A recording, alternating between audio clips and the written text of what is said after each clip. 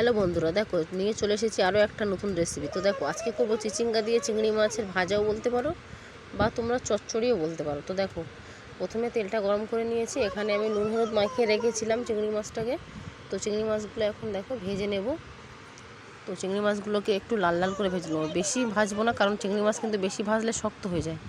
তো এই জন্য একটু হালকা লাল লাল হবে যখন চিংড়ি মাছটাকে আমি ভেজে কড়া থেকে তুলে নেব। তো দেখো চিংড়ি মাছটা এখন ভাজছি, হালকা হালকা করে একটু ভাজা ভাজা হবে। আর একা হাতে ক্যামেরা ধরছি তো বন্ধুরা, এই জন্য একটু অসুবিধা হচ্ছে। তো তোমরা একটু ভুল ত্রুটি হলে ক্ষমা করে দিও। তো দেখো এখন চিংড়ি মাছটা হালকা করে ভাজা হয়ে গেছে, তুলে নিয়েছি। এখন কড়াইতে আবার তেল দিয়েছি, তেল গরমটা হলে তারপরে আমি পেঁয়াজ কুচি দেবো। কালো জিরে ফোড়ন দিয়েও তোমরা করতে পারো। তো আমি একটু পেঁয়াজ দিয়েছি, কারণ আমি কালো জিরে দিয়ে একদিন খেয়েছিলাম, ভালো লেগেছে। তো আজকে ভাবলাম একটু পেঁয়াজ কুচি দিয়ে করি। দেখো কড়াইতে তেলটা একটু গরম হয়ে গেলেই তারপর আমি পেঁয়াজ কুচিটা দেবো। তো কড়াইতে তেলটা গরম হয়ে গেছে, এখন আমি পেঁয়াজ কুচিটা দিয়ে দেব। পেঁয়াজ কুচিটা দিয়ে দেওয়ার পরে পেঁয়াজটাকে একটু লাল লাল করে ভাজবো। লাল লাল করে ভাজার পরেই আমি কিন্তু দিয়ে দেবো চিচিঙ্গাটা। তো দেখো এখন পেঁয়াজটাকে দিয়েছি কড়াইতে। দেখো এখন পেঁয়াজটাকে একটু লাল লাল করে ভেজে নেব আমি। তো পেঁয়াজটাকে একটু লাল লাল করে ভেজে নিই।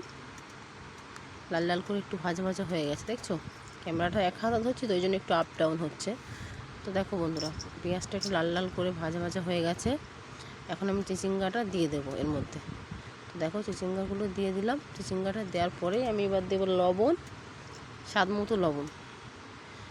যেমন তোমরা লবণ খাও, মানে যে যেমন লবণ খাও বাড়িতে তেমনই লবণ দেবে। তো আমরা তো কমই খাই লবণ, একটু কমই খাই আমরা, তো তার জন্য একটু অল্প করেই লবণটা দেবো। 1 চামচ লবণ দিলাম, 1 টিস্পুন। তো দেখো লবণটা দেওয়ার পরে একটু নাড়াচাড়া দেবো। আর চিচিঙ্গা থেকে কিন্তু প্রচুর জল ভরে বন্ধুরা, জানো। এই জন্য আমি একটু ঢাকা দিয়েছিলাম লবণটা দিয়ে, কারণ চিচিঙ্গাটা একটু সিদ্ধ হয়ে যাবে চিচিঙ্গার জলে, তার জন্য চিচিঙ্গাটা ঢাকা দেওয়ার পরে একটা টমেটো কুচি আর কাঁচা লঙ্কা 4-5টা দিয়ে দিলাম।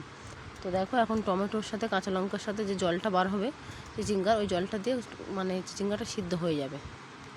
সিদ্ধ হয়ে গেলেই যখন তেলটা ছাড়বো মানে তেলটা ছাড়া হবে, তখন চিংড়ি মাছটা দেবো। তো তার আগে দেখো আবারও ঢাকা দিয়ে দিয়েছিলাম। তো তারপর দেখো ঢাকাটা খুলে দেখছি আরও কত জল বার হয়েছে।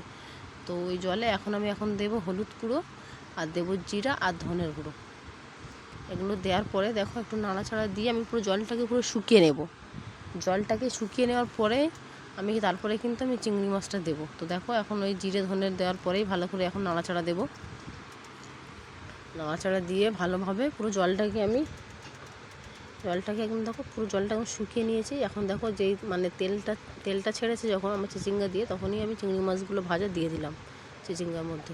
তো দেখো চিচিঙ্গাটা এখন সুন্দর করে ভাজা ভাজা করে লাল লাল করে ভাজা ভাজা করে ওর মধ্যে ধনে পাতা কুচি দিয়ে দিলাম।